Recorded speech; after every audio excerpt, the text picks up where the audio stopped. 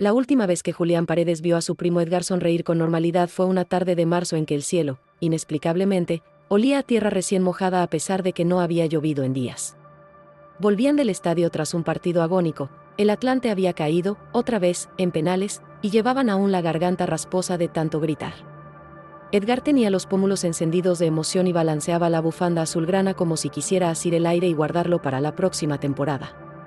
En el asiento trasero del coche viajaba Martín, su hermano menor, un chiquillo de 7 años que agradecía cada bache con carcajadas mientras los adultos comentaban jugadas imaginarias. La artimaña para colarlo, escondido bajo la chamarra de Julián, había salido perfecta, ni el guardia más sagaz habría sospechado de esos piececitos tamborileando bajo las gradas. Conducía don Ramiro, el padre de Julián, a su lado iba Gregorio, tío de ambos primos, que soltaba chistes verdes cada vez que el semáforo tardaba demasiado. Todo era euforia, promesas de la siguiente temporada será la buena y planes para cenar tacos al pastor cuando llegaran a casa. Pero apenas doblaron hacia la calle de los Parra, una hilera de casas idénticas, de bardas pintadas de un gris tan aburrido que parecía absorber la luz, la atmósfera cambió. El viento que momentos antes traía el olor a adoquín humedecido se volvió ilegible, cargado de un perfume más denso, dulce y tibio, leche tibia con azúcar. Edgar, con la vejiga a punto de estallar, murmuró un «voy al baño» apenas el auto se estacionó. Abrió la puerta trasera antes de que don Ramiro apagara el motor, arrastrando consigo a Martín, cuya urgencia imitaba. Desaparecieron en el pasillo lateral que conducía al patio trasero. Julián bajó del coche con desgano, el cansancio había comenzado a invadirle la nuca. Sacó su celular y revisó los memes recién llegados, burlas al portero del Atlante, eruditas discusiones sobre la maldición de la tanda de penales, videos repetidos del fallo decisivo. Gregorio, ajeno a la conspiración digital, seguía despachando comentarios técnicos a su cuñado, que asentía mecánicamente mientras apagaba el viejo Chevy. Entonces llegó el grito. No fue un simple alarido infantil, ni un chillido de perro, fue el cruce imposible de ambas cosas, un bramido agudo atravesado por un chirrido metálico que, por un instante, pareció vibrar en la propia columna de Julián. El sonido se prolongó más de la cuenta, se quebró en notas más graves y luego se apagó de golpe, como una radio desenchufada. Los cuatro se quedaron inmóviles, la llave aún en el contacto, el celular a medio camino entre el bolsillo y la mano. No hicieron preguntas, Julián y Gregorio salieron disparados hacia la puerta principal, Ramiro dio la vuelta al coche para seguirlos. Dentro, la casa estaba como la habían dejado apenas media hora antes, la televisión seguía transmitiendo repeticiones del partido, un ventilador de techo mandaba ráfagas polvorientas, y el perfume de café recalentado flotaba en el aire. Pero en medio de ese cuadro cotidiano algo resultaba discordante, el sillón que Julián recordaba pegado a la pared aparecía desplazado.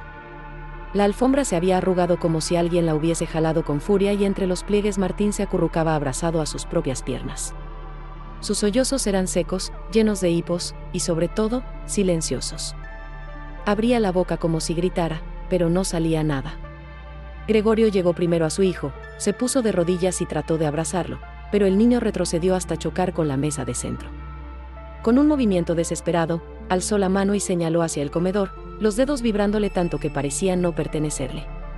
Lo que vieron los dejó sin aliento. Sobre el mantel verde pistache, junto a una lámpara aún encendida, había un tazón hondo de plástico lleno de bolitas de cereal flotando en leche. Sentado frente a él, ocupando la silla de costumbre de Martín, estaba Tango, el pastor alemán.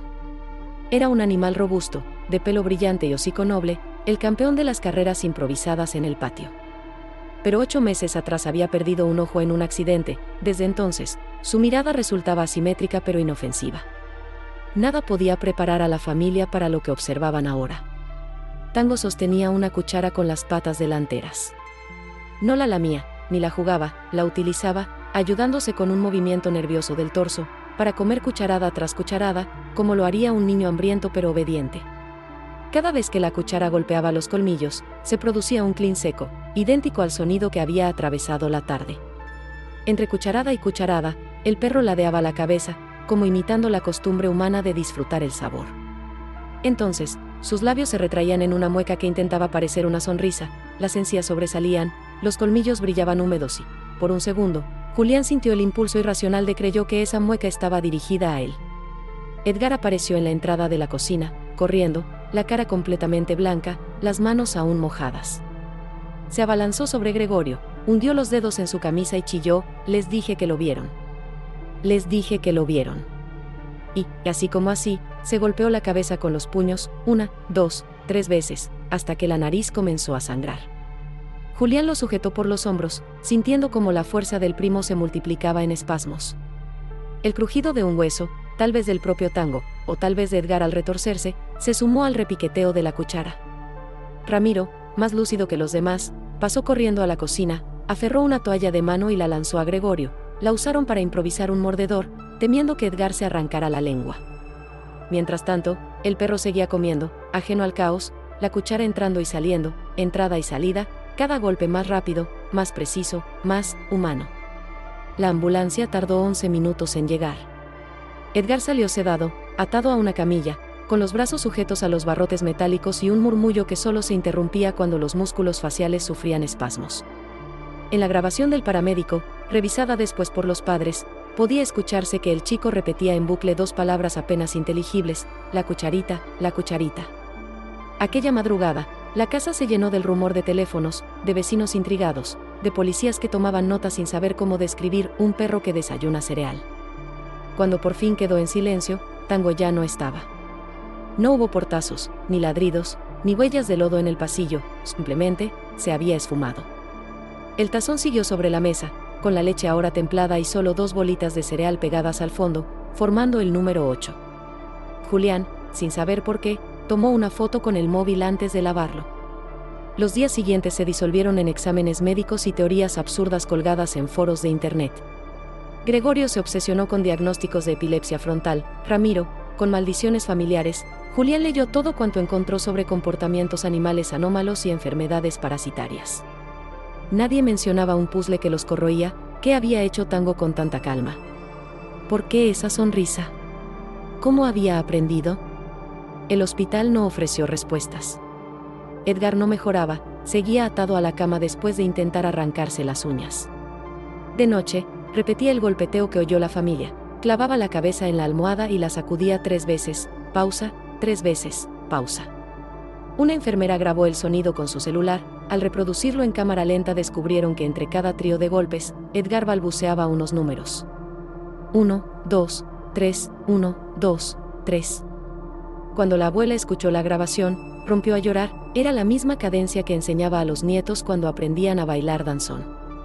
Martín empeoró en silencio. Al principio se negaba a comer, luego empezó a dibujar frenéticamente, hojas y hojas con la silueta de Tango, pero cada nueva versión incorporaba un detalle más humano: un ojo demasiado grande, dientes demasiado alineados, dedos en lugar de garras, hasta que una mañana la maestra descubrió una escena casi fotográfica: un perro sentado en una mesa leyendo un periódico con la bufanda del Atlante al cuello. El colegio llamó a Julián para hablar de perturbaciones. Y llegaron los rumores en el vecindario.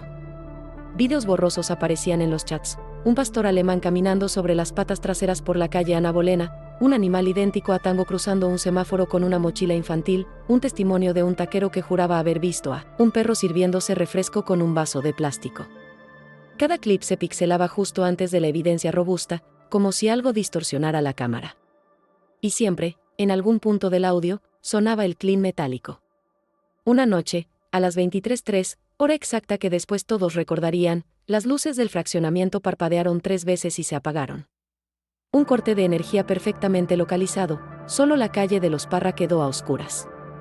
Las familias salieron con linternas. En ese apagón, Julián sintió un gorgoteo en el estómago, presintió maldad líquida corriendo por el asfalto. Cuando la electricidad regresó 7 minutos después, encontraron en cada banqueta de la calle una cuchara de metal, idéntica a la del tazón de la cocina, dispuesta boca abajo formando un sendero que conducía al patio trasero de la casa de Gregorio. Casi al mismo tiempo, en el hospital, Edgar empezó a gritar. Las cámaras de seguridad mostraron un pico de actividad eléctrica en la habitación, luces vacilantes, monitores fallando, y Edgar incorporándose con la fuerza de un hombre adulto, sacudiendo los amarres. Los enfermeros lo redujeron con tranquilizantes, pero él siguió repitiendo el golpeteo de cabeza, aunque la almohada había sido retirada. 3 golpes, pausa, 3 golpes, pausa. Al 10º ciclo, su pulso cayó en picada, y el ECG marcó una línea plana de 10 segundos que aterrorizó al personal. En cuanto recuperaron el ritmo, el muchacho abrió los ojos y dijo una frase que ninguno de los presentes olvidaría: ya desayunó. Ahora viene a cenar. Gregorio recibió la llamada del hospital a las 0:11. El médico aseguró que Edgar estaba fuera de peligro inmediato, pero su estado era neurológicamente volátil y quedarían en UCI. Al colgar, Gregorio notó que la casa olía a leche rancia. Julián, que dormía en el sofá, se despertó sobresaltado. Martín no estaba en su habitación. Lo hallaron en la cocina, descalzo, iluminado solo por la luz del refrigerador abierto. Frente a él, sobre la isla, había un nuevo tazón rebosante de cereal y leche, pero esta vez la leche parecía ligeramente gris, más espesa. Martín sujetaba la cuchara azul y la manejaba con la destreza de Tango. Cuando los adultos intentaron quitarle el cubierto, el niño gruñó, un gruñido en clave mayor, como un trombón desafinado. Era el primer sonido que le escuchaban en 2 días. La cuchara tintineó. A la postre, nadie pudo explicar de dónde había salido el cereal, quién colocó el tazón, porque el paquete estaba cerrado en la despensa. El asfalto de la calle seguía marcado con huellas caninas y abolladuras semicirculares, como si ahí se hubiese arrastrado una cola metálica. El electricista de la compañía de luz aseguró que no hubo registro de fallas, el corte era tecnológicamente improbable. Y, sin embargo, había ocurrido. El párroco local, padre Basilio, llegó con agua bendita, reliquias y buena voluntad. Recorrió la casa salmodiando, pero se detuvo en seco en la cocina. La cuchara azul, lavada y reluciente, reposaba en medio de la mesa, y en su curvatura podían verse 2 hendiduras exactas, idénticas a marcas dentales humanas. El sacerdote retrocedió murmurando que aquel objeto había sido consagrado por otro pacto. Se negó a bendecir la estancia. Aquella madrugada, cuando todo estaba en silencio salvo el bombeo lejano de la UCI en la mente de Gregorio, un vecino lanzó un grito. Había visto una sombra enorme saltar la barda de la casa y perderse entre los arbustos. Dejaron que los rumores asfixiaran el miedo mientras patrullas revisaban los patios. No hallaron nada tangible, salvo una línea de cereal esparcida, como una ruta de migas, que moría frente a la entrada principal. Para entonces Julián ya apenas distinguía la realidad de la vigilia, soñaba con cucharas que cantaban notas metálicas formando pentagramas y dogmas absurdos. Despertaba a las 3:33, con el eco del clín retumbándole en las costillas. Cada amanecer la cuchara azul aparecía en un lugar nuevo, a veces bajo la almohada de Martín, a veces dentro del microondas.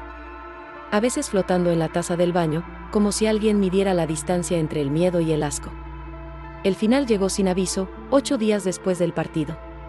Era medianoche exacta cuando se escuchó un ladrido desgarrado en la calle. No era Tango, demasiado grave, demasiado espeso, pero bastó para que la familia se levantara. Martín temblaba y murmuraba los números de su progresión infinita. Edgar, en el hospital, entró en paro una vez más, los monitores relinchando. Al mismo tiempo en el patio los sensores de movimiento encendieron la lámpara y revelaron la escena que destrozaría el sueño del vecindario. Tango, o lo que quedaba de él, parado sobre las patas traseras con un enorme cuenco de madera entre los dientes. El pelaje estaba erizado, las costillas se marcaban como teclas y, donde había un ojo perdido, brillaba un prisma lechoso. El cuenco humeaba vapor blanco que olía a leche tibia rancia. En su interior, la cuchara azul giraba sola, removiendo un líquido que parecía respirar. El perro avanzó 2 pasos y extendió el cuenco hacia Martín. El niño, hipnotizado, se soltó de Julián y Gregorio, avanzó tambaleante. Julián corrió tras él y logró abrazarlo por la cintura antes de que tocara el cuenco. Tango entonces sonrió una sonrisa más amplia que la anatomía canina permitía y dejó caer el cuenco. Al tocar el suelo el líquido se desparramó y llegó a los zapatos de Julián, que sintió en los calcetines un calor inhumano. Hubo un sonido de hueso al romperse. Edgar, en el hospital, gritaba, su brazo se había fracturado solo bajo las correas. La lámpara del patio estalló. Y Tango se deshizo en humo, un humo gris que olía a cereal viejo y a sueño podrido. Ni rastro de piel, ni costillas, ni el pañuelo azul. Solo humo y un charco tibio que, inexplicablemente, parecía absorber la luz. Al día siguiente, Edgar amaneció sin fiebre y sin trauma, como si la fractura nunca hubiera ocurrido. Martín comió un desayuno normal, pidió ver caricaturas y no volvió a dibujar nada durante meses. La cuchara azul se oxidó en cuestión de horas y la tiraron a la basura. Cuando el camión recolector se la llevó, Ramiro juró que, al volcar el contenedor, oyó un clín último, resignado. Julián no asistió al siguiente partido del Atlante. Cada vez que pasa por el pasillo de los cereales en el supermercado, le hormiguea la nuca. A veces detecta, en el murmullo del aire acondicionado, un ritmo formado por 3 golpes metálicos, pausa, 3 golpes, pausa. Entonces acelera el paso, aprieta los puños y finge que el sonido pertenece a otro pasillo, a otra casa, a otro perro. Pero en el fondo sabe que el eco no se va del todo. Permanece agazapado donde la leche tibia se cruza con el metal esperando que alguien, tal vez un niño curioso, vuelva a sostener una cuchara y sin querer marque el compás que llama a la criatura para empezar otra vez su desayuno.